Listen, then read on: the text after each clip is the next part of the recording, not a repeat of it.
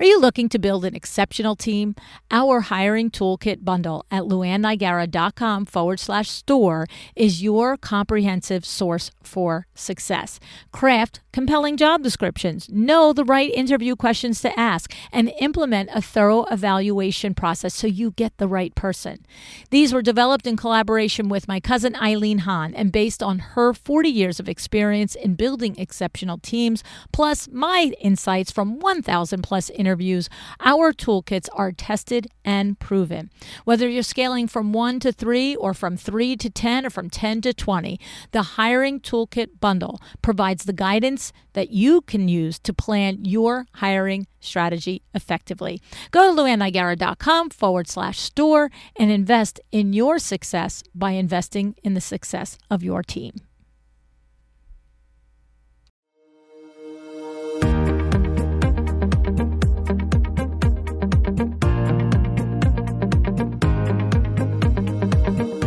Welcome to A Well-Designed Business. My name is Luann Nigara, and I'm so glad you found this podcast. Together with my husband Vince and our partner Bill, we have grown our company WindowWorks from the ground up. So I know and I understand the challenges you face in running your interior design business. I also know that your talent alone isn't enough to ensure your success. So on this podcast, we talk about strategies and practical steps to help you grow your business. But make no mistake about it, we have our share of fun here too, mixed in with those aha moments that I love so much. This isn't fluff. Nobody has time for that. Whether you are a new interior designer or a seasoned designer, I am here to help you create and to manage the kind of interior design firm that you dream of. It's straight talk and it's action. Are you ready? Let's get started.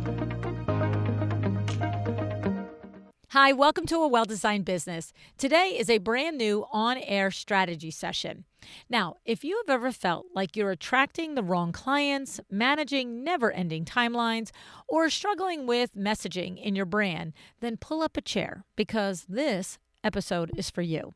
My guest today is Michelle Blemel, principal designer and owner of Amberleaf, located in Pasadena, California.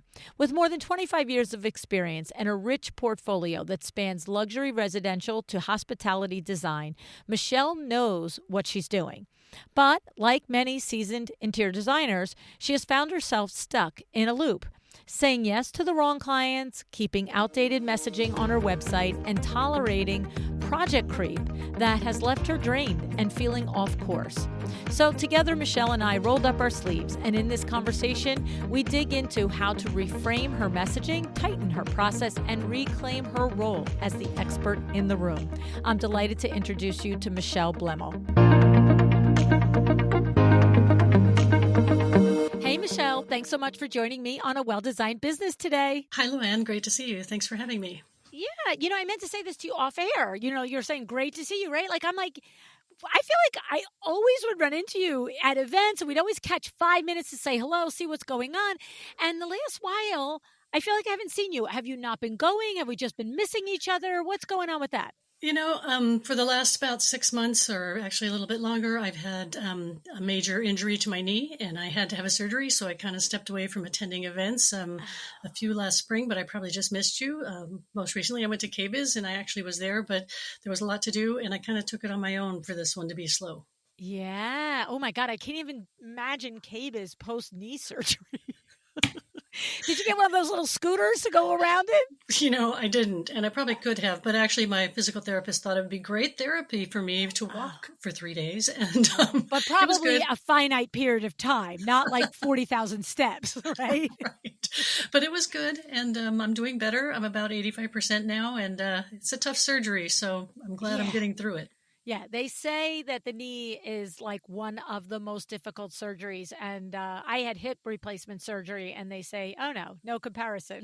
So I'm like, okay, I'll just stick with this one. Thanks. I had to be 6 weeks non-weight bearing on crutches. And that was one of the hardest things I've ever done in my life. So really difficult. I'm glad to have the support I had, but I'd rather not do this ever again.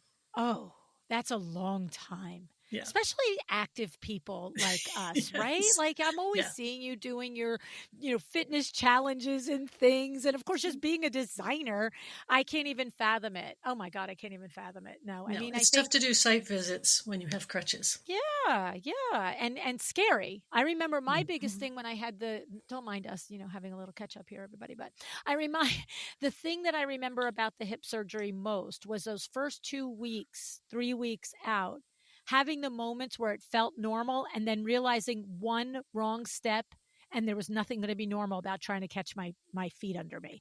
And I was like, oh, terrifying.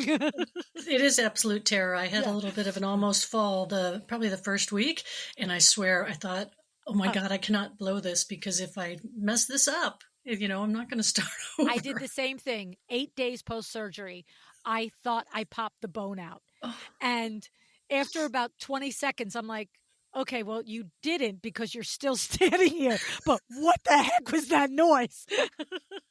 my caregiver stared at me and said, "You're okay. You're okay." I felt like a Yeah, little kid who'd, kind of touched a yeah, hot stove or yeah, something. yeah. It was Oh too my much. goodness. Anyway, sending you white light that you make it to the other 15%, 100% back to yourself. So, Thank you. okay, today we're going to do this on air strategy session. And what I'm going to do is I'm going to go to the document that you sent me. And I just want to, I'm going to say the question so that everybody is on the same page with me. It says, at 25 plus years in the biz, I find myself struggling with clients for the first time in regards to A, marketing and obtaining high level clients who truly want turnkey process, and B, working with clients who want full service design and do not want to spend months chipping away at a budget that was approved and derail the overall design. I'm looking to better redefine my process so it allows me to target the right clientele and help control the overall process start to finish.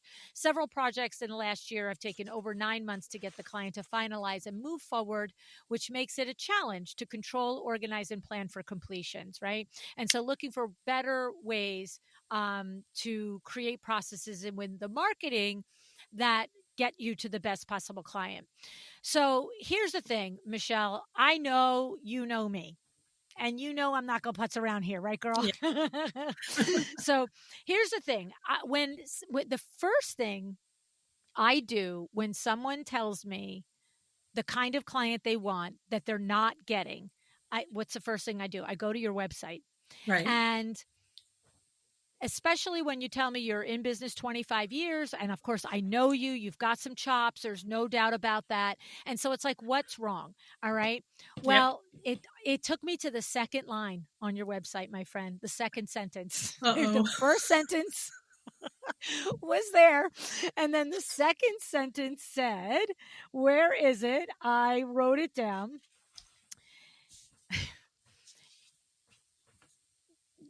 Truly want a turnkey this is okay. My note was that you want to attract turnkey clients. But the second sentence on your website says, "We work with you as much or as little as you like to take your project from concept to clear." You're laughing. Now Yeah. it feels really ridiculous, doesn't it? It's like being under Luann's microscope is so hard. And I think that was my biggest nervous thing in saying I would be here with you. It's like I've got all this experience, but even with all this experience, it's still really hard We're to so close see to it. yourself We're so differently. close And to it. and with a website, you kind of put it out there and then you forget what you put on there. Yes, you So do.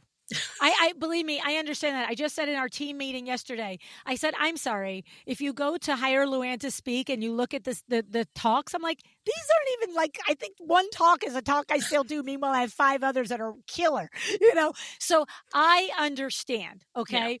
I do understand. The only thing is, whether it's you or it's someone listening, like right now, I am not in the mode of let's make sure everybody knows what I speak about, right? Like, right, but if I were saying to my team, how come I'm not getting speaking engagements? I'd be like, oh, go see what your speaker's page says about you, right? right. And so that's what I want each of all of us to always keep top of mind is to always contrast what we visualize we want and then just actually go check to see if that's what we're saying. It's literally the second line. I don't know if I have your website open in front of me anymore, but I'm just like, Okay, coaching session done. Right? Like, okay. Well, we can keep chatting because I love her, but like, I don't know. And the other thing too is because I did continue to go through your site, you actually even have that in a testimonial.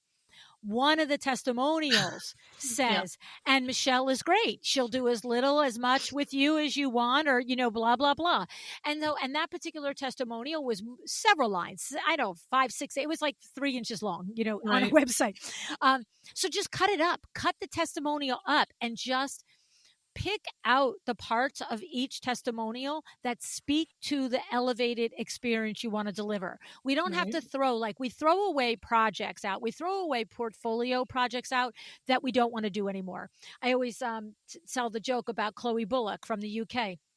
First time I ever coached her back in 2017, the intake form. I want to do this. I want to do that. I want to do that. And literally, I get to her website and there's like 7 projects, and 5 of them are dentists and 2 of them are restaurants. Right. And she's talking like she wants to do, better projects and this. So I'm assuming she wanted to do better boutique medical projects and better restaurants. So we spent 20 minutes talking and brainstorming how she can network her way to these things. And finally she says to me, I don't want to do any more dentist office. I was like, oh, that is not obvious, my friend. That is not obvious. Right. So just like we pull projects down, if you have really good testimonials from clients that like if you gave their number out and they would talk nicely about you, you can pull out of the testimonial what's relevant and leave behind what's not. Okay. Right. So that's one thing. The other thing that I noticed that's on there is it says we are available locally or e-design. Now, you're specifically saying to me, how can I market? What marketing can I do to get more full service turnkey? Well, then don't tell the world we do e-design, right? Like and what I always say to everybody is you can leave it in your back pocket. You can work with your webmaster. You can develop a landing page for e-design that is a single page that gives the details, the parameters, the boundaries, if you want to give package pricing for it because it's a quick buy and go thing. But you only give that URL to the client that you've had a conversation with, and you're like, you know what, this person is never going to do full service, but they're a good human and I like the project, and they were referred by my sister's mother's Aunt Sally, and I want to help them. And then you direct them to the option of e-design, right? Like, Right. we don't tell our luxury consumer, some days I do full service turnkey, and other days I just give you a website list of crap to buy on the internet. Okay. So I'm going to defend myself here. Okay. Push No, me and I back. think this will be good for other designers to understand this. I grew up in a world where we didn't have e-design. I've been doing design over 25 years. Yeah. And I think one of the things that we as designers do is like, oh my gosh, I've got to have that. Everyone Yep. else is doing it. I've got to have that. And I've literally never done it. So I don't even know why that's on my website. It's like one of those things you feel like you've got to catch up and do all these things that are part of the industry now. And in reality, I've never done it and no one's ever asked me for it. And so why am I even advertising it? You're right. Right. And so Why am I clouding my luxury consumer's mind with she sends website links to buy crap on the internet? Like, that's what e-design sounds like. Now, listen to me. I just offended, 1,000 e-designers. I know there is a way. yeah, I've interviewed, there's a way to deliver high quality service within e-design. But to my point, if you are an e-designer, I want a landing page talking about it. I yeah, want, why would you pay a designer for e-design as opposed to just search the internet endlessly for stupid furniture, right? Like, right, there is a deliverable with e-design that can be captured and discussed. Like, do you know if you live in a city that you just can't buy a sofa and stick it in the elevator? It's not going to fit. Do you know if you can turn a corner? Do you know what size sofa you should have? There are so many positive things that can be delivered in e-design, but it still needs to be stated. Otherwise, the consumer does have this vision of it as being kind of design on the go, like Yeah. part me doing it, part you doing it. Aren't we fun collaborators? You know what I'm Right, saying? right. And that's literally not what I do. So it's interesting that that's something that you see because for me, all of my clients are kind of, I don't know, the word full service really throws me because sometimes you do just a room. So is Right. that full service? I don't know. Yes. But, Yes. basically it's the whole way through. It's Right. from the initial concept all the way through to the selections, to the purchasing and then final installation. So it's still full service. And that's really where my focus is. And maybe I'm in my head, I was thinking, oh, you know, I need to be thinking about e-design because that's what everybody wants. But honestly, I've never been asked. So I No, think I'll no. remove that one. Gone. Yep, let it go. And yes, get very clear for yourself. You see, this is the other part about messaging and branding and attracting the right client is your in my estimation, look, am I the guru of like I know everything about the actual doing of the interior design? I'm never going to say that. But after 1100 interviews, I would tell you I think it's a very valid description of full service, whether it's one room or an entire home. It's to me, it's I'm in charge. Hmm. I'm doing this. I'm going to get out of you all of the things that matter to you, that are important to you in this space, your ideas about aesthetic, not the lamp you like, the ideas about aesthetic, the tone, the feeling that you want. And then I'm running the ship.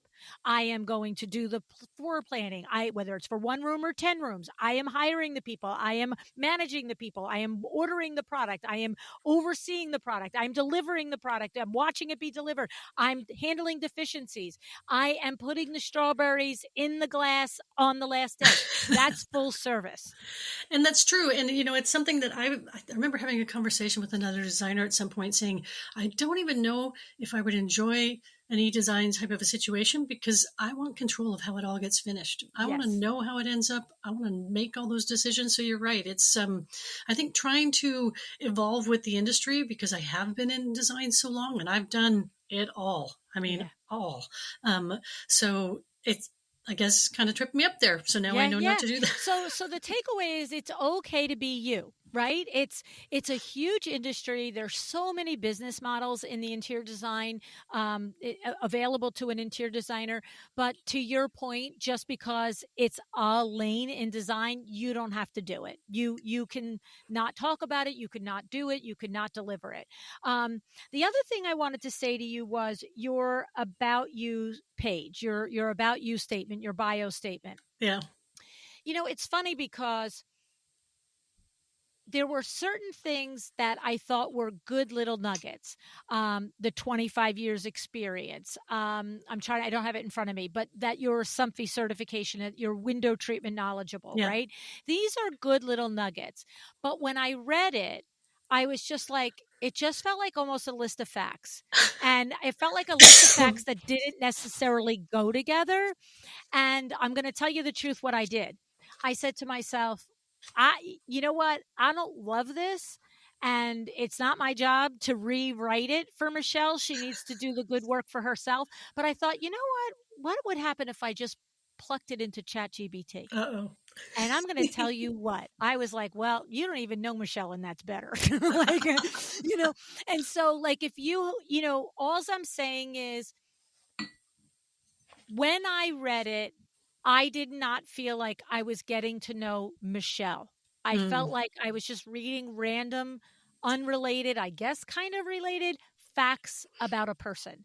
And the idea is that the luxury consumer needs to know you get it. Mhm. And here was another thing about the bio, a simple thing that I noticed and was funny that ChatGPT also noticed, by the way, was that it switched from first to third person. And you know what that hits me as somebody who's like a very wordsmithy person and very like does a lot of writing. I just thought, when we say in interior design, when when I've had conversations with feng shui designers and Mike Peterson about biophilic and the fractals and all of the things, right? It's like in those conversations over the years, I've learned from qualified designers like yourself that a room isn't just pretty, it's well put together from design principles. And that's the difference from somebody going on the internet and picking 5 pretty things for a room and a designer understanding scale and space and proportion and flow and all of that. And what I've learned from these people when we've had these like kind of intellectual conversations about design is that even the garden variety human, I might not be able to walk into the room and say, "Oh, well, the flow is off," or the space, the floor plan is the scale of the furniture isn't right. I just will feel like it's not right. Like Mm-hmm. as a human, I'll just be like, something's not right. And that's what hit me when I read the about thing, the first and third person and the little list of facts. I thought, I don't really know what's wrong here because I don't know enough about Michelle to write it the right way, but it's not right, That's good. right? That's good. That's good to know because, again, when you write about yourself, I find that a little difficult to write about myself. I'm a very kind of introverted, shy person. And, it's sometimes hard to write about yourself. And I probably did do something like that, and I Yes. am a person who usually checks my writing. So this is not making me Well, happy. and the other thing too is, Michelle, you know what? I understand writing about yourself, right? That's weird. It feels Hmm. like, right? So I just had this experience last week, and I'm going to share it with you because it was so super profound. So I was notified about 3 weeks ago that Maddie Landers, who's the director of marketing for IDS, nominated me for a mentorship award with the With It organization, the Women in Textiles Industry. Wow. I'm not even a member of the organization. And I have always said I want to join. And it's just like, okay, it's there on the to do list, a 50-second thing that I never get to. I Right. admire the organization. I know many of our colleagues that are in it, and I just never get around to doing it. I get this email a couple of weeks ago and about a month and a half ago, and it's like, you've been nominated. I'm like, oh my God, that's like, I'm super, super honored, right? And so I'm all excited. And they're like, the deadline for your application is March 21st. Well, all you have to do is tell me it's March 21st. And what am I going to do on March 20th? Like, that's just who I am. Okay. So thankfully, though, right after I got it, I did skim the application. And there were 2 questions on there that, thank goodness, I didn't leave to the last day. And one was, what is your business philosophy? And what do you think you've done, your contributions to the industry? So thankfully, I did rough drafts of those. And now in my mind, I'm like, you're just coming on the 20th. You've got your 3 hours set aside. You're just going to zhuzh these up, make them wonderful, and your application is done. Right. Well, I actually now go to carefully fill in the nuts and bolts of the application, name, address, that stuff.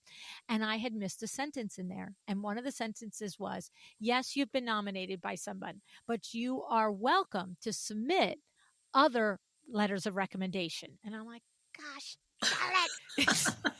It's due today. And, Imagine all those people you could have asked. right. So now this is a teachable moment because I had a moment of, forget it. It's fine. You're nominated. It's good enough or it's not. And then I'm like, that's ridiculous, Luann. That's ridiculous. It's kind of disrespectful in my opinion too.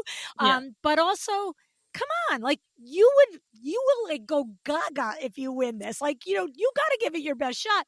And so then I had a moment of, I can't ask people to do it today because it was actually due that day at 5:00. And then I was like, and here's the teachable moment.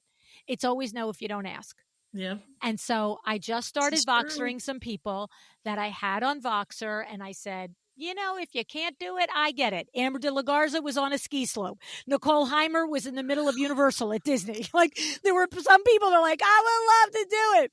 But my point is, Michelle, at the end of the day, 7 people did a letter of recommendation on their opinion of me as a mentor. Okay. And I sat there at dinner that night and I said to Vinny, everybody should have their wake before they die. They really should, because it was so amazing. And so when you say it's tough to write an about you page, have someone else do it. Like, you wouldn't put that one in the website, but ask some really good clients, like, just one paragraph. Why did you pick me? One one paragraph, what would you say was a reason that you would use me again? And Hmm. you'll take a line from this one, a line from that one. And what'll happen is, Michelle, at least what happened for me was it wasn't so much that there was anything in there that was so like, really? That's what you, but it was just seeing it and reading it was like, oh, okay. And so if I had to do an about you page for myself now, I think it would encourage me to be a little bit more like owning these Right. superpowers. Right. So do that. You know what I mean? I've actually, asked clients, not asked them to write it. Sometimes it's tough to get them to do those reviews and stuff, but Yeah. I've asked them, you referred me to so and so. Why did you refer me? Or the person who they referred me to will say, well, she told me you handled every detail to the nth degree and you would deal with a contractor when she didn't want to, or all these things that kind of aren't a line item on your website. Right. Right. But at the same time, I could probably finesse a better way to say it. That's it. They craft a story. And what happens is in front of you, you have the evidence of what you actually do. Yeah. And now you just have to now convert that into something that doesn't sound like the biggest diva on the planet, but does toot your horn and show your value. You know what I'm Well, and I saying? know my clients would definitely do this for me. They're great. They're so wonderful to help with that. And actually, maybe a few friends who are in the Yes. industry. Jeannie Chung is a good friend of mine and a neighbor down the street. If Jeannie can't say who I am, I think that would be weird. So Yeah. I'd like to ask Yeah. her. Right. And all you're doing is you're just going to get your brain to click Yeah. beyond the little list of facts. It's put some, it's funny because did I leave it open? Did I leave it open? Because I wanted to show you what ChatGPT said. And where is it? Let me get it for you. I thought it was interesting. I don't know where it went. Um, all right. I don't know where it went. Okay. I closed it. And so it's not here. All right, I won't worry about it. But it was I just thought, you know what? You now take that and what we call Luann it. You're going to Michelle it. You're going to, and Right. you take some of the things from your clients. Okay. Then the other thing I noticed is on your website, right out in the front page, where are you again? Amberleafinc.com. Right on your website, as I scroll down, first we have interior design services in LA, Canada. What's that? Oh, Good you got to miss. question. Apparently, I I need think to you look have at a my typo website. there. I think you have a typo. It probably is supposed to be LA, California, like CA. It's probably CA, but maybe something got tweaked or Yeah, it along the way. actually says in LA, Canada. I missed that the first time I looked. So now it tells this is the bio part that I'm not loving because I don't feel like it's really you. Okay. Okay, here we are. First thing, residential and commercial interior design in Pasadena, California, surrounding areas and nationwide. Now, do you do commercial design? I do. I've done a lot of commercial design, surprisingly. Not so much lately because people haven't asked as often, but I've done everything from dental offices to hotels to ski resorts. So I've Okay. done a lot. Do you want to attract that? I do. Actually, I love commercial design. Perfect. Okay, I'm just double checking, okay? All right. Now we go down to your little bio part and then we come to Amberleaf Services, discover your design options. All right. First of all, I'm just going to say from a wordsmithing point, I don't like discover your design options. That means I'm going to do the work in figuring out what I want you to do for me. That's not what we want to do. We don't want to Right. do that. So it could be just services, whatever it is. But what I don't love is at the list at the bottom, list of your services, Yeah. there's the click to review on Google. And it's Okay. at a spot. Like, I'm just dating you now. That's like, do you want to have a baby? And I'm like, I don't know. I mean, I just met you. What is like, I'm sorry. Why would I Google review you yet? You know what I'm saying? Good point. Good point. Right. So it's just kind of in the wrong spot. Right. Yeah. And And then here's your testimonials, and the one that's saying all the things about, that you do as little as your munch. And then the other thing I'm just going to tell you, and I'm not a website developer, so this is my point of view as a human, but each of these sections are somewhat dense with words. I think an About You page, certainly can have some density in paragraph form. But now when we get to this section below the photo and under the Google review, it says, there's your typo again. If you are a home or a business owner in LA, Canada, some reason your thing is picking that up. Up as LA, Canada. I got to figure that one out soon. Yeah, and now I'm seeing it all over the place. All I'm saying is here, this needs to get cleaned up. If I wasn't coming on air to discuss it's not this LA, Canada. Sorry. It's La Cañada. Oh, what the hell is that? It's a city that I work in. I was like, LA, Canada? Is that how it's spelled? And I just don't know the difference? Of Pasadena area. Oh, is that how it's spelled? Yes, it is. I'm like, how did I get LA, Canada? Oh my God. Oh my gosh. Yeah, no, it is. Okay, so if I live in the area, I'm not going to be starting to say LA, Canada. I would say La Cañada. Okay, that's my bad, disconnect. So that's that is funny. You had me scared. I'm like, what the heck? And I'm like, it's all over. No wonder I don't get any clients. Right? Okay. They all think I live in LA, Canada. But this whole section here, the only thing I read, contact Amberleaf today for quality interior design and inspirational and unique looks. It's too much. There's too many words. Okay. Yep. It's too, you gotta teach me, you gotta show me what you want me to know. Right? Okay. So go with your highest value prop, right? Like attention to detail, all things handled, blah, blah, blah, right? Right. And bang, bang, bang, bang. And I don't know if you heard the on-air strategy session with Melissa Fields. Hers was a very similar conversation to yours and mine. She was same thing. She wanted more luxury clients, and her entire site was like this, Jekyll and Hyde of, I'll do it for you unless you want to do it with me. I'll do it for you unless you feel like doing it. and my thing is I'm okay with different services. Like, listen, there are designers, the Tracy Connells of the world, the Anastasia Harrisons, the designers that are strictly full service, luxury, high end. Don't even ask what the price is, because if you have to ask, it's not happening, right? Like, if you read their websites, if you read their who we serve, their About You pages, it's all over. High net worth individuals, legacy. The Anastasia's website is, we do legacy properties. You know what I mean? Like, it's literally like, if you have to ask, sweetie, don't click on the learn more button, right? And so I understand that there's a difference, right? You can be full service luxury and not literally only doing, multiple billionaire C-suiters. I get that, okay? Right. But you still have to come across with the things that push the button. I would consider myself more in that range, right?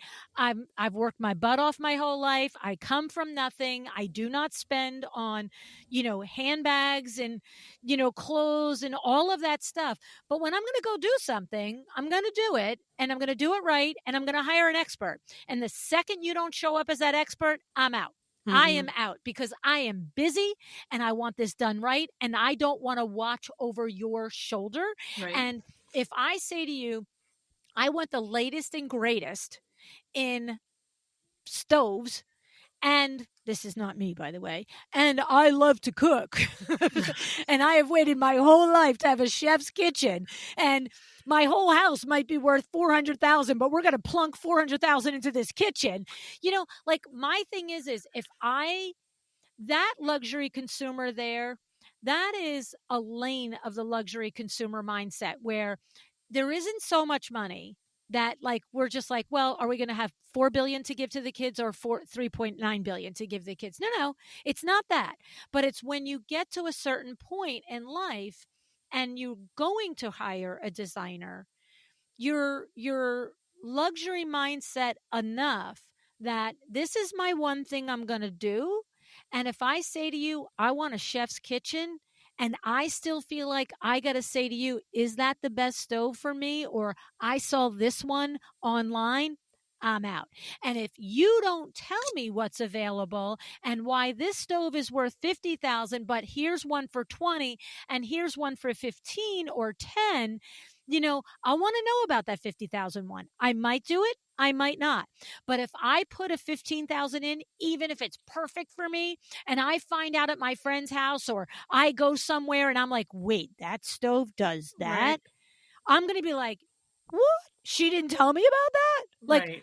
so I have to get from your website when you want to connect with the professional, the luxury mindset that want, like you said, that wants you to do it for them, doesn't want to Right. ask you 60 questions. Then I have to have the confidence that you are leading me. I'm not leading you because I don't know what I don't know. Right. You went to KBIS, not me, right? It's Right. like, and you say, I stay on top of my field, learning the best of the best, what's available in innovation and luxury for kitchens and baths and this and that, because I go to KBIS, I go to High Point, I go to Vegas Market, right? Right. Tell me, because all I have to, I'm not going to quiz you on it. I just like, I don't want to find out you're getting your design expertise from reading a magazine. That's it. You know what I mean? So Right. Right. so talk, like, what you have to do is your website has to talk to me the way you probably are talking in your consultations, right? My guess is with 25 years experience, you probably are leading the conversation. You probably are, doing that research and finding out where will they reach a little, where does it matter for them to reach, right? Right. Like I might spend, if I'm been waiting my whole life to have a chef's kitchen, and I might spend a ton of money on that, but I might say to you, your regular Kohler shower head is just fine, like don't get crazy. Right. You know what I Right. mean? I'm robbing Peter to pay Paul over here. You know what I Right. mean? But I will rob Peter to its last dime to get that thing I want, right? Right. So that kind of mindset, think about that on your website. Think about, like, if I go to this, is this attracting exactly who I want to work with? All right. Right. And then I always tell designers, if you have step down services, because we all do. Listen, Mm-hmm. I sometimes get 15K to speak, and sometimes I speak for free. I mean, we all make quality decisions all day long on the ROI to do something, right? Right. I would prefer to get paid my value every time I speak, but sometimes that value has to be packaged in other things, right? Right. And Right. so my only thing is if you are in the lane where, yeah, great, 80% of the projects are upper high end luxury, but sometimes I do work for regular Joes over here because we got to keep the lights on and they're good people and I like to do it, then I'm a big fan of having those web landing pages built, but not public, so that you can dole them out as Okay. you need them. Oh, that Right? makes sense. Like Yeah. like my speaker page doesn't say anything because it's all over. But if I really was like, that's it, I'm getting 20K or above for every time I speak, then I would put that on the thing. And when I had a conversation, somebody's like, not for nothing, but we'll buy 500 of your books and we'll do 4 follow-ups in the next year and this and that and the other thing. I'd be like, oh yeah, you can have that for 10K, right? Like I like, there's things that you'll do Yeah. when it's right. Right. But when you're identifying who you want to attract, that's the only thing that's public. It's funny And when you say that because I think about this when you mentioned my expertise as a window treatment professional and having my SOMFI designation. I actually keep that on my website for a reason because I'm the only one in my area who has it.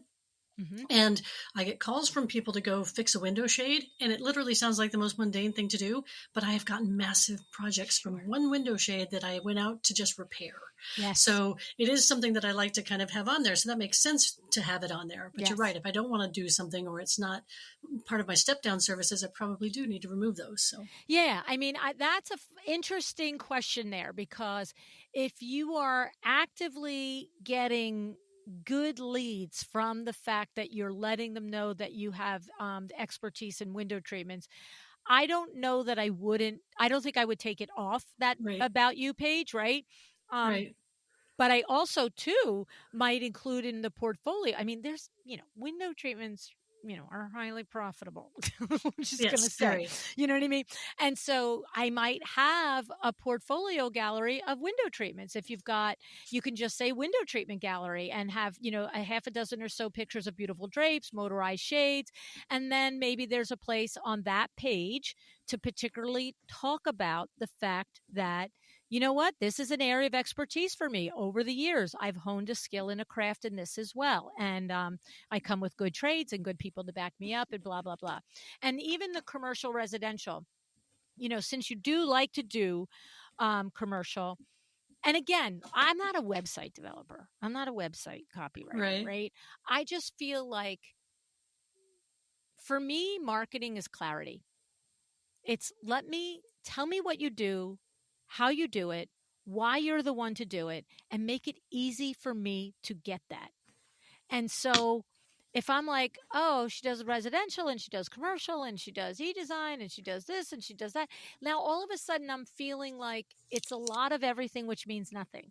Mm-hmm. So, but if there was the whole About You page and blah, blah, blah, and then maybe there was a tab residential design, commercial design, window treatment design, right? I don't know. I'm not I would take a conversation like this to a branding expert like Nicole Heimer Right. or Deb Mitchell or somebody like that, like a branding expert. And what these ladies will do is they will do a brand discovery with you where they just really ask you all the questions, because if it's like, well, I'll take a commercial job, well then we leave it off. But it's like, no, I'd like to attract it, then do more than just say commercial design, because that doesn't, if I'm looking for a commercial designer and I'm on your website, I'm not convinced. I'm going to the next designer where it's all about commercial.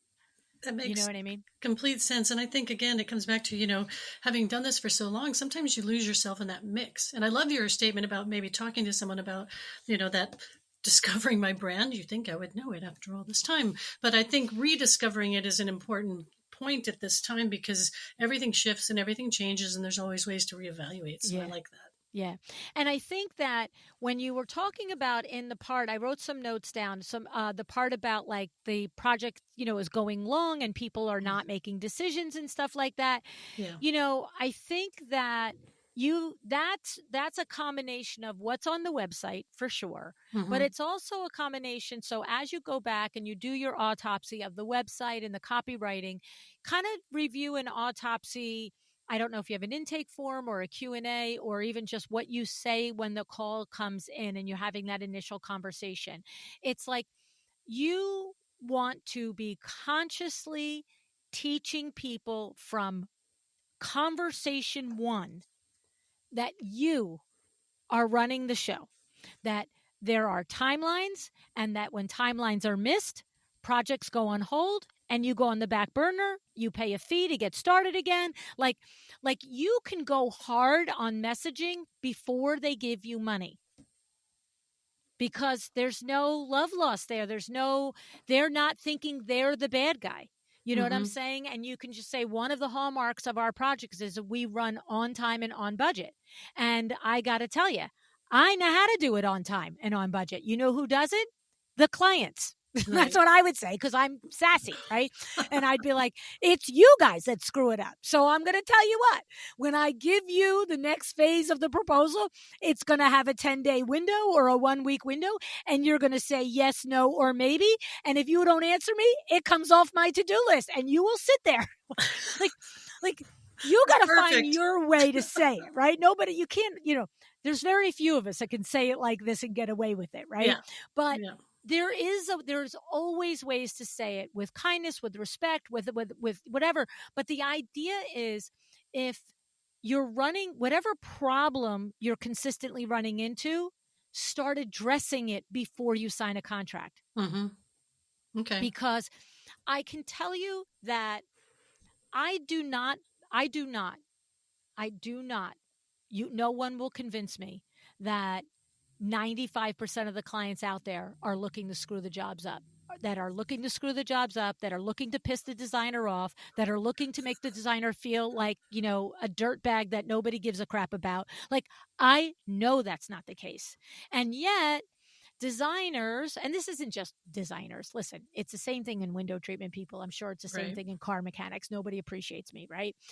But the idea is that if we don't tell people how it goes, they will make up the rules Yeah. because there has to be rules. Hmm. And you can have a who I'm a good fit for.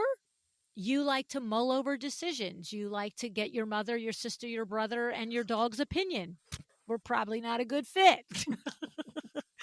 Who I'm a good fit for. Yeah. People who understand I got 25 years experience. Say yes and write a check, right? Like Right. there is diplomatic ways to interpret these sentences. You know that, right? Exactly. Yeah. So I just think that I would review these last couple of projects that went off the rails a little, Hmm. and I would probably write a list of statements of what was it that went wrong, and then would say, well, what's the antidote to this? How could, what I always say on the show, Michelle, how can I wind it back where Yeah. I could change this outcome? Right? Hmm. Where could I have changed this outcome? Oh, well, maybe when I give the next level of approvals, it comes with a very clear due by 10 days from today. Like, like some people just need to know, oh, I don't have a month to take care of this. The first time, I think it was Laura Umansky who told me, I'm going to try to think it was Laura Umansky. I think it might have been Laura or Marie Flanagan. I'm not sure, one of them. One of those smart ladies, when they told me that when someone doesn't answer a question on a project, I think the window is 3 weeks. Once it's 3 weeks out, they charge them a re-startup fee. Oh, And wow. like 7 or 8 years ago, it was like $500 or $1,000. Hmm. And I remember the first time I heard it, like I'm processing it like a garden variety consumer. I'm like, wait, what? You Yeah. asked me if I like that sofa and that lamp, and I didn't answer you for 3 weeks, so you're going to charge me $500. But when she explained to me, you see, when you say I like it, but could it be blah, blah, blah? She goes, which, when I gave it to you the day before, was a reasonable question because my brain could calculate that and say, well, she doesn't like, but you know what? When I was sourcing that, I saw another one that would fit that. So, yeah, she said, but no, when you come to me 3, 5, 6, 8 weeks later, I'm like, I have no idea if I can just change Completely. that little thing. And she said, and so now I got to get your project out in front of me. I got to review all the things that we picked, and that takes time. And you see, that is a situation of a consumer that is just living life and Yeah. has no idea how, hey, their kid had a school play, then their mother got sick and they had to go make her chicken soup. And then the next thing you know, the car broke down. And then here I am. I don't love the sofa. Could we pick a new one? Like, we don't think we've just like put a knife in your heart and like, oh my God. But, to And read it in the Facebook groups, we have literally ruined your life. You know what I'm saying? And it's funny how I've made some parameters on certain things. I'm very specific that if you waste my time during project management, you will be charged more. And there's non-negotiable for me, but I Good. don't think about it that way when I send off a proposal. You know what I mean? Yeah. So Yeah. it's a good point to say, you know what? If you don't answer this within, for me, it'd be a couple days, Yes. but But that see, we're gonna have to start over. well, and the thing is, and so then that says to me, if for you it's a couple of days, which I think is reasonable, the Hmm. point of it is it's reasonable if you tell me that before I hire you. Here's how it's going to go, Luann. We're going to get going on your project. And first, we're going to do this. And then we're going to have the consultation. Then I'm going to have a bidapa. Then you're going to bidapa. And then I'm going to get you a design proposal. And then I'm going to ask you for approval on this. And ba da da da da. And I just got to make you understand. Once we start, the train is moving. And I Yeah. want you to picture it as a moving train because the pricing I give you for this project it's no different than if you went to a restaurant and the waiter is like, I'm sorry, I didn't know you were going to sit here at 4 o'clock in the afternoon and tie my table up until 2 in the morning. Yeah. I'm supposed to turn this table over 4 times in a night. Now, the restaurant didn't make its ROI on this table. I didn't make the ROI on the table. And so this is kind of that. I'm going to take your project, I'm going to slot it in. I'm not rushing your project. If you were at a fine restaurant, the table's supposed to get turned 4 times from 4 p.m. to 2 a.m., you'll never feel rushed. Right. But the truth of the matter is there's a time schedule. So once we get going, we're on that schedule. So here's what happens. When I send you something, I need an answer in 3 days. When I need, and then lay out for me. And when you can't, because life is lifing you, you need to put your hand up because I'm a human and I will make exceptions Yeah. when it's necessary. Right. Exactly. And Right? I think that's the communication part right there with your clients. Mm-hmm. You can always start with those ground rules and things change along the way. I mean, like I said, one project I think I mentioned, we fired the architect. Well, that means the project's going to go a lot slower because we have to rehire someone. So that's an Yes. understanding thing. Right. And that I can handle. But it's the unknowns when they just don't answer. That's a whole other Yeah. thing. So, Well, and I think the biggest disconnect that I see in the industry when I work with my own coaching clients and when I read the Facebook groups is that there is too much assumption made on the part of an interior designer about the consumer's understanding of what you do. mhm. It's where the industry is so quick to say they have no idea everything I do for them. And my answer is no, they don't. Yeah. But if you don't tell them, who does? Right? It's Right. kind of like the mother that just literally just, ties the shoes and wipes the butt and picks the clothes and cooks the food. And the kid goes in and out and doesn't say please or thank you or anything. And then when the kid's 20, they're like, what kind of, like, you don't even appreciate me. Well, you've never asked the kid to. My grandchildren, I don't care if I give them a lollipop, I give them a plate of food, whatever it is. They look at me and go, thank you, Mom. My daughters are raising them right. It's That's like, good. I'm not just put on this planet to serve you, you little cretins. You know what I'm saying? I'll happily do it with the appreciation that comes for doing it. And so the thing is, we don't expect kids to know to say please and thank you. We teach them to do it. Yeah. But then we expect clients to understand when we're going above and beyond. But we say yes to everything until the second we're pissed. And it's like, well, that's the straw that broke the camel's back. You've asked me for one too many things. And we're just sitting there looking at you going, oh, I didn't know I was asking for too many things because you just kept saying yes. Yeah, right. Right. I So get it. rules are great. Rules are okay. And the luxury consumer of all wants rules. Well, I can tell you the entry-level consumer needs the rules the most, for sure, right? But the luxury consumer wants them because of what I said to you before. Because when you lay out your rules and the way you work, you're telling me I'm an expert and I'm Right. clocking it. I'm like, oh, like I said to you guys, when I worked with Anastasia and she did the architectural drawings for the podcast studio, she was like, hey, we're going to need a total of 4 visits and we're setting them all up now. Like we want one now, one in 3 weeks, one in 6 weeks after that, one in 6 weeks. And I'm just like, love this. I am not out there 3.5 weeks later going, I wonder what's going on with my drawings. Yeah. Like Vinny, at one point he said to me, what's going on? I said, I don't know. Our meeting is in 2 weeks. Oh, we have a meeting? Yeah. Oh, okay. Now we're back to life. It's like, we're not going to show up at her office. You'd be like, oh, wait, you surprised me. What are you doing here? No, she's ready for us. And she set us up on her cadence when she wanted the meetings. Right. And so we can go back into doing what we do because we've hired an expert to do what they do. And that's what the luxury consumer wants. Exactly. And I think I forget the fact that nowadays, consumers are also getting hit with so much that comes from what I call, Google stalking or Facebook stalking. We talked about a particular table or a sofa. And now they're seeing 75 of the same table or sofa. And I make a point, like you said, to tell my clients, I've already looked through 1,000 things before I give you the 3 that I think are your choices. Right. And I never give more than 3. It's always 3 1 is not a choice, 2 is an option, and 3 is, a The choice. one. So, and I make sure they know that I'm not just picking out the first thing I see. I'm Right. actually going to be looking through everything, or in that arsenal that we all have of our backlog of things we've Yes. seen for the past 10 years. So it is important to make sure that they're aware of how we function.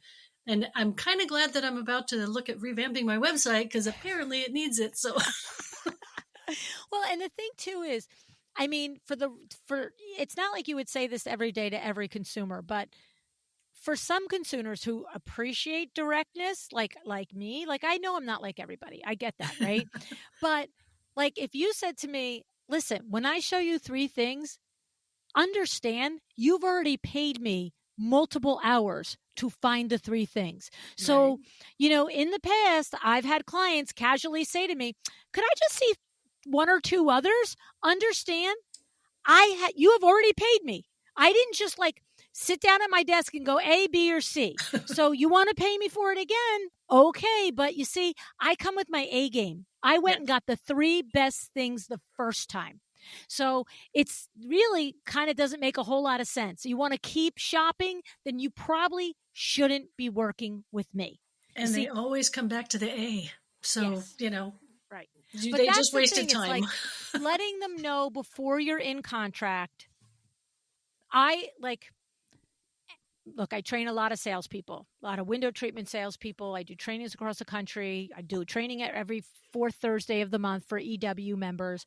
And the big thing is wherever you are consistently having a problem, go figure out what's the antidote to it. What do I have to talk about sooner and more often to not be in this problem? That's the bottom line. That's such great advice. And I think I had gotten kind of into the position of all my clients were always so great. I never really worried about it. Everybody was doing it. And all of a sudden it's like, what is going on? Why is this happening? And you're right. Looking at why did it happen and going back and figuring that out and seeing how I can put some plans in place to not allow it to happen again. Yeah. So I think you're a big part of what you really need to do, Michelle, is get the messaging right on the website. Speak to the one client, right? My clients don't lift a finger until move-in day, right? I do everything for them, right? And then, here was another line that for 25 years, we've turned dream homes into reality without endless emails, budget confusion, or decision fatigue, right? You're telling me I'm not going to make a lot of decisions. And I'm like, oh, good. Yeah. Like, when you go and you want to work with the wealthier tier of people, you're the same person. How many decisions are you making a day in your business?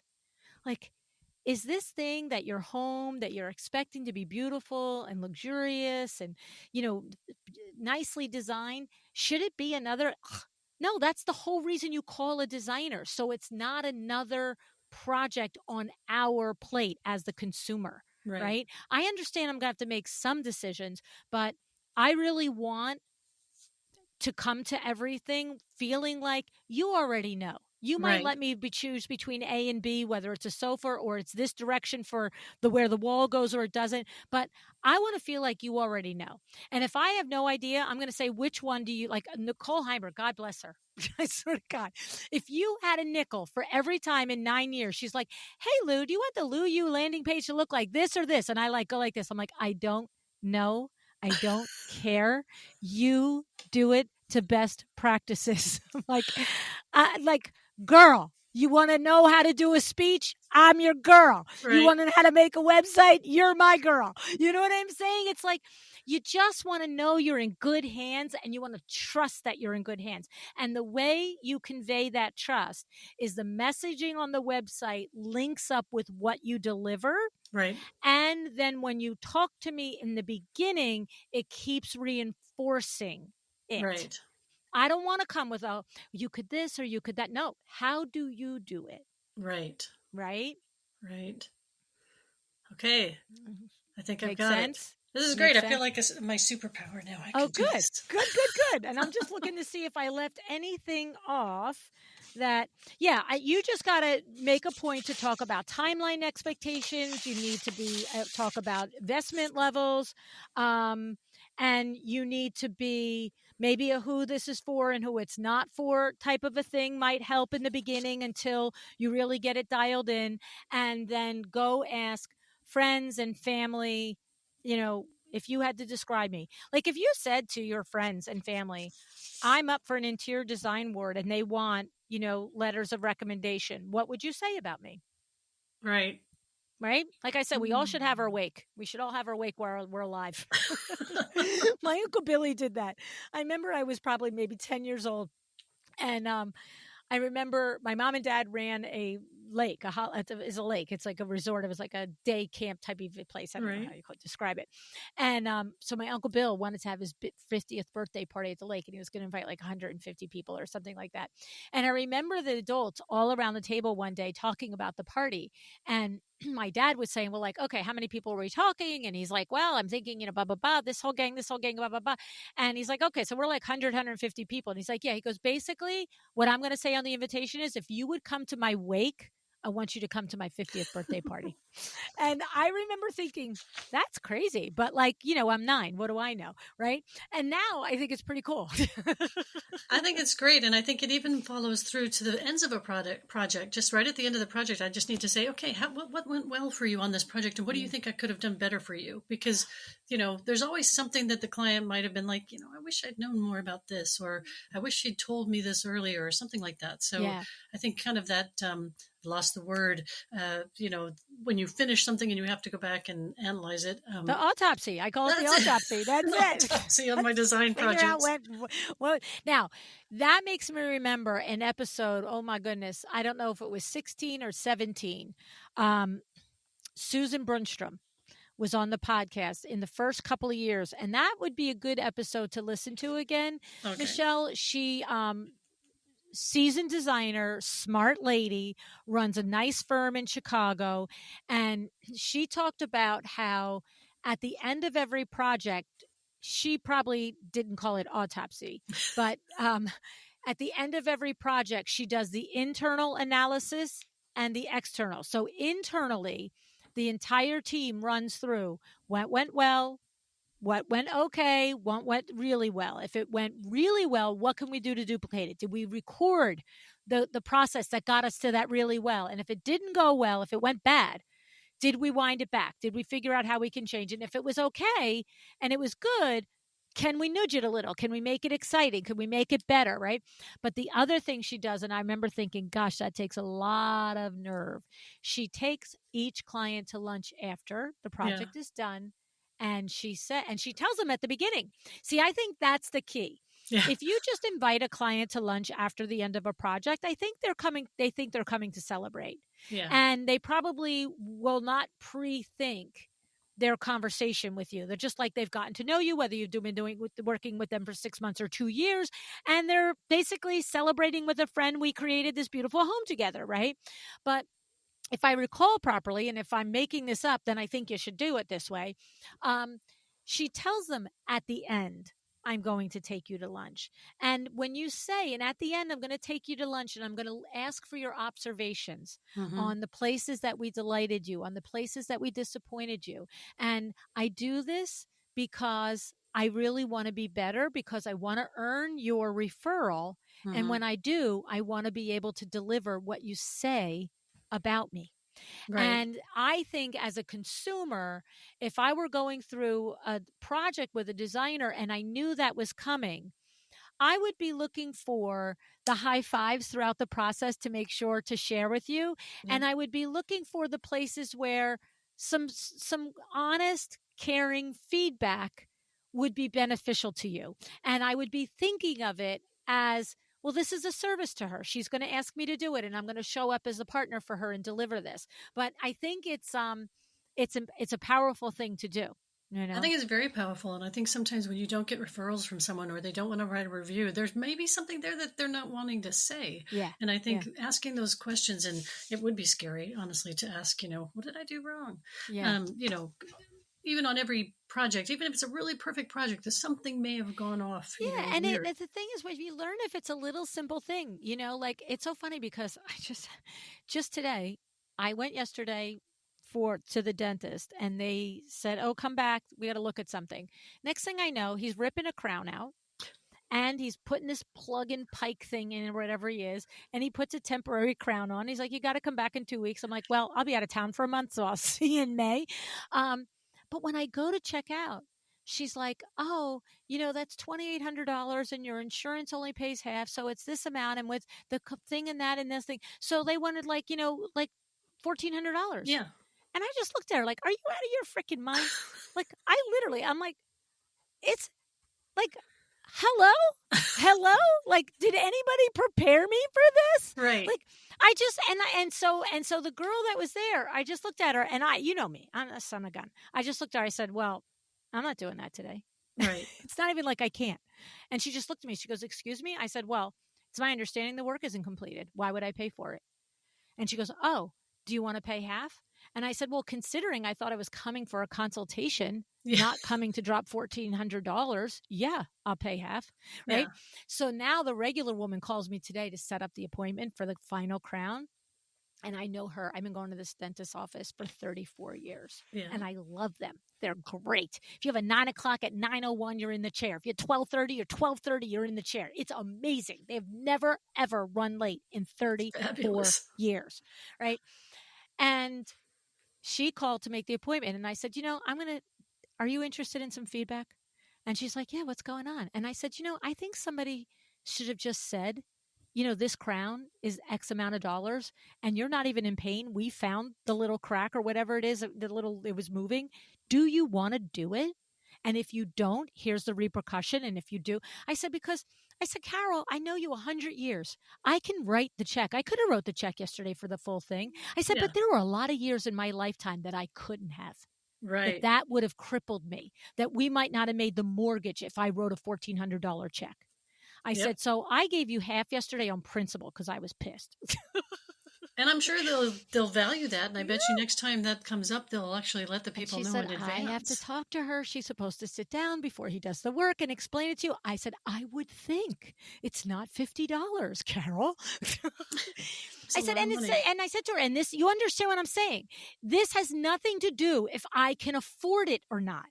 It has to do with there was no agreement and conversation prior to it. Right. This is the crux of everything with design. It's like, tell me ahead of time. I go into it eyes wide open, and you tell me I have 3 days to answer you, and I sign the dotted line, then I have to answer in 3 days. Yeah. But don't not tell me, and then 5 months into it, when I keep taking 2 and 3 weeks to answer, blow up and say, you're making this whole project last longer than it has to." Exactly. I get it. So it's agreements and it's clarity and it's upfront and it's like, say all the bad stuff in the beginning, right? And get it out because it's not bad in the beginning. Right? It's true. And I think the conversation, I think a lot of us as designers think, "Oh, it's all in our contract. They should have read it." Oh, but, please. They don't. Did you read your iTunes contract too? Come on. We buy houses. We buy houses with 40-page contracts and we sit there and initial. Bang, bang, bang, bang. Stop. It's in my contract. Kiss my butt. I definitely have things I do talk to them about. And now it's like, oh, I need to add a few more things that I got to talk to them about. It's like telling them you don't want to live in your house during this remodel. Most of them are like, "Oh, I could live in the back room." And no, you really don't want to be living here during this remodel. And let me tell you why, and once they understand that, they're like, "Okay, great. I'll go live with my sister." Right. So same kind of situation. Yeah. And it's because you're saying in your experience, I know that this is miserable. You're not going to like it to live here through it. And the other thing is about the contract. I'm all for a rock solid contract. I want you to have it. Don't like, right. But to me, if there's 2 or 3 or 4 places on the regular that clients wiggle around what's in a contract, then if you've got a 3-page or a 10-page contract, you're going to say, this is a standard contract for the industry. It's been vetted by my lawyer. Obviously, you're welcome to show it to your lawyer, but there's 3 clauses here that I need you to talk with me about. I want to explain these 3 clauses. Right. Communication happens within 3 days. Me to you, you to me. And by the way, I won't text you at midnight, and please don't do the same. like whatever it is, right? That's a Like big one. find the things that people step out of line. Don't read the whole blasted thing, but pull Yeah. the 3 or 4 things that, in my experience, these are the parts of the contract that consumers are less familiar with. And therefore, I spend a little more time Right. right here now explaining this repercussion. See the startup fee, $1,000? This is why. It's And so explain funny you it to me. mentioned that because I recently had a client texting my contractor and me on a Sunday, and I finally stepped aside. This was like 9 p.m. and I went off from that text and I told her, I said, this is actually really not acceptable. I thought we discussed the fact that you can't reach out to the contractors on the weekends. They have kids, they have football games, baseball games. And she goes, oh yeah, I guess I just forgot about that. I'm like, No, we've yeah, I talked forgot about I'm this, talking to humans. Yeah. So Okay. yeah. Like, unless you need brain surgery right now, sweetie, I'll see you tomorrow. Yeah, there's no such thing as a tile emergency. As always, This is that's my right. line. I know, right? It's like, there are no window treatment emergencies. That's like, unless it's Kips Bay, for crying out loud. Then Right. there might be a window treatment emergency. Oh my goodness. All right. You feel good? You feel like you have a plan? I do. I feel like you've addressed a lot of the issues that I've talked about and been having, and I can see where I need to go back. And, in the back of my head, I knew I wanted to revamp my website because I was like, I don't feel like it's really working for me. I wonder why. But now you've really pointed out kind of some of the specific And we all have it. problems. We all have it. I mean, we're running through my website now, too. I just Voxered Nicole as idea that I had about Luann University. She was like, oh, my God, you're right. Yeah. We're not saying that. So it's just like your contracts are a living, breathing thing. Your website's a living, breathing thing. And I think the big upshot is whenever you're feeling like you're not getting the clients you want, Yeah. that's the first place to start. And if that's all locked down, okay, well then now we got to look for something deeper. But when I can look right there and see the first level needs to be addressed, I'll bet the rest falls into place, you know? Exactly. Okay.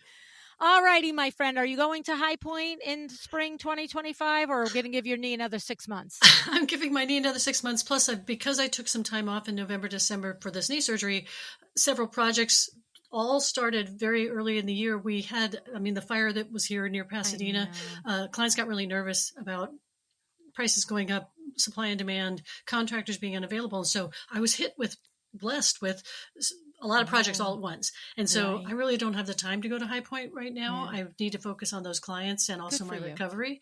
So I will be there in the fall. I've already looked at that, and I'm excited to be back doing those things in the fall. So Good. Yeah, no, you got to put your head down and take care of business for sure, right? Yeah, that makes you have to, especially when it's busy. You got to take it when it shines. That's right. That is it. So, well, thank you so much, Michelle, for being here and going through this process with me. I appreciate you.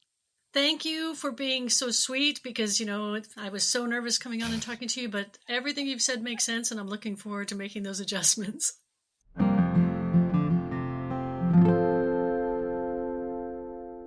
Okay, pretty real, right? I mean, it's kind of crazy to be this vulnerable, isn't it? I mean, look, Michelle came into this strategy session with decades of experience, with a beautifully, tremendously gorgeous body of work, and a clear desire. She wants to serve high-level full-service clients who value her creativity, and trust her to lead the project. But like many of you, she was stuck in a cycle of accommodating everyone. And because of that, she started talking to everyone. And therefore, she also started suffering through drawn-out timelines caused by indecisive clients because the boundaries were loosey-goosey. So I know this feels familiar to you. Here's the thing. Let's review some of the challenges that Michelle showed up with today and some of the takeaways that I want you to evaluate and ask yourself, do you need to make some changes in your business as well? So the first challenge was speaking to the wrong target client, right? Michelle's website promised flexibility, quote unquote, as much or as little as you like, which, is technically inviting the exact kind of projects that she no longer wants to do. All right. So this needs to be rewritten to position herself to attract decisive, turnkey clients who want her to lead and don't want to just, have someone that follows them, right? As much or as little as you like. No, no, no, no. I'm going to do it all. You're going to pay for it. Okay. That's inside voice. Okay. I'm sure Michelle will come up with the outside voice, how to say it nicely and respectfully on her website.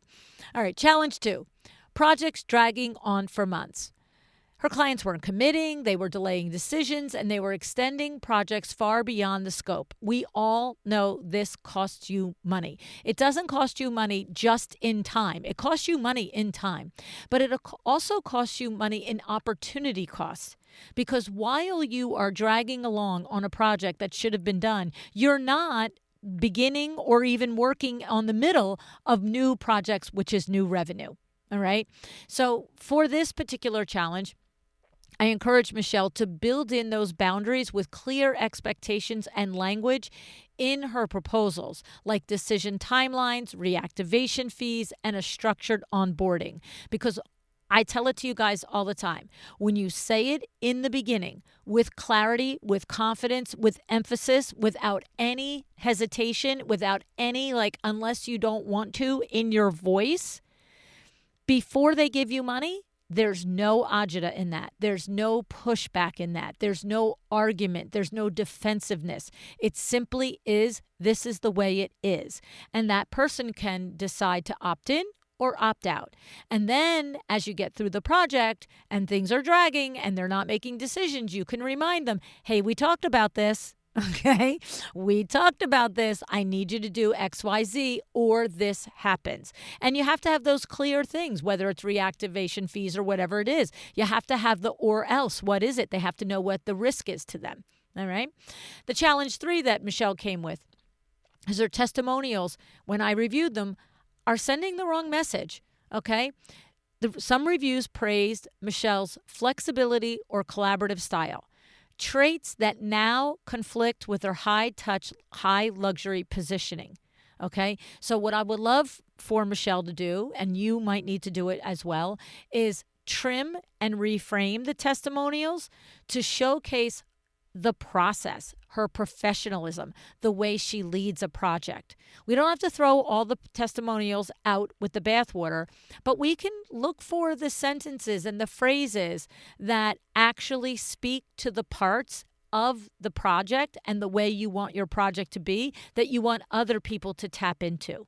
Okay? So that flexibility, you're literally saying, it's okay if you don't answer me for 2 weeks or 2 months because I'm flexible, right? So I think that these are tiny little changes, tiny little twists, but every subliminal message, both subliminal and actually cognitively in your face, frames how a client thinks about the work they're about to engage in with you, right? Makes sense? And then the 4th challenge was the no feedback loop, right? Michelle doesn't have, at that point in our conversation, at the time of our conversation, a formal way to analyze what has worked for her and what has not worked for her in a project. Okay, you know that I'm always talking about autopsies of you have to autopsy every project. And so you want to internally do this and reflect and look for the places that you had red flags. And externally, you take that client to lunch and you ask them, what did you enjoy? What did you not enjoy? Is there anything here that, would have made the experience an over the top, right? You can even do like a survey that's by email and therefore feels a little bit easier for the client to do. But like, say you give them a survey and you ask them to rate, 5 or 6 areas based on a scale of 1 to 5. And then you ask them to have lunch or coffee with you afterwards. And I would recommend saying, I would like to take you to lunch to discuss the survey that you sent in. And I'm so thrilled at the many different places that you praised our work or praised the project. And so please, I'd love to, don't make them, get them off the edge there. What? But any place that you got a 3 or a 4 or a 5, you could say, what would have made that particular area from a 3 to a 5 for you? What would have made that 5 an off the chart for you? And then stop talking, right? Just let them talk. Don't let them say a sentence and then start finishing it for them, because you really will learn the things that your clients appreciate about you, because they're probably things that you don't realize, that you really are doing so naturally and so instinctively that you don't realize how valuable it is. And that's what I learned by talking with you and working with you closely one-on-one over the years, is that there's a huge gap between your actual superpowers and the things that you do for your clients and what they actually understand and appreciate about you. And when you can close that gap, whoa, my friend. Now you are really going to be able to hone in on some nice messaging for your website and for your conversations with clients in reality. All right? So if any of this sounded familiar for you, if you've been tolerating clients who don't align with you, or you're clinging to messaging that no longer serves where your business has evolved to, then please take a page out of Michelle's playbook and do the hard thing. Face the things that aren't working, get help, get a perspective, get input, and then realign, revise, rejigger, right? Like, it's a long life. It's a long business. It's a long career. And the things that you said and you did 10 or 15 years ago, or even 5 years ago, may not actually reflect where you are now or where you want to be. So it's okay. Just take a little status check and go in there and fix it. All right. Now, if you want to go deeper into this work, I recommend listening to another strategy session, number 1048 with Melanie Libran. All right. This one will hit you right in the gut if pricing and positioning yourself and your value are your weak spots. You can get a little shot in the eyes with that one. Okay. Well, Michelle, thank you so much, my friend, for your honesty and your willingness to do the work and to share with me the challenges that you are facing at this point in your business. And that, understand going forward, it's not easy to audit your own business. It's not easy for us to see ourselves the way others do, but it's always worth it when we sit back and we ask and we listen and we take in what has been said. So I hope that this helped you today, Michelle. Absolutely. And if you're listening and anything aligned, I hope you got some help from it as well. If this episode gave you a breakthrough moment, please share it with a designer friend. Or you know what? You could go leave a review for me on Apple or Spotify or anywhere that you're listening. I really appreciate it. Thank you so much for joining me today. Decide to be excellent.